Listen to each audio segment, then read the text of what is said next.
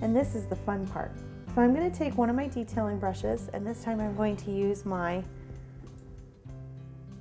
painting water, and I'm going to get some of my red gel color.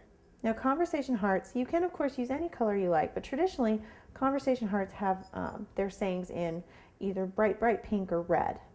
So we're going to use red for this.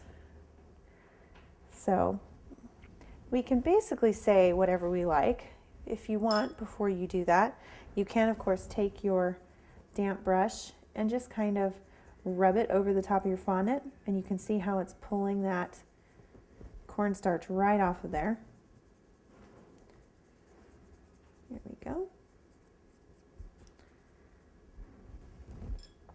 All right, here we go. And you can write whatever you want. Now, conversation hearts traditionally use all caps. So let's see, for this one, I think I'm going to go with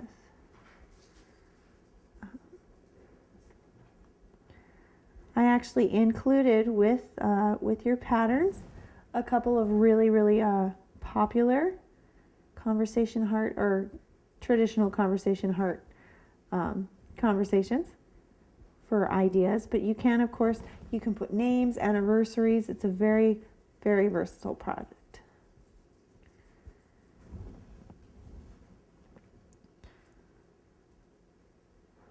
And like I said, mostly you just want to make sure you use all caps.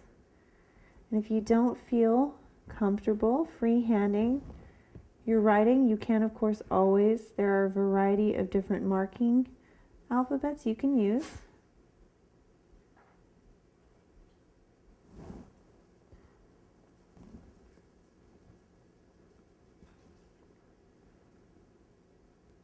So there is our first conversation hearts, and we're going to do all the rest of them exactly the same.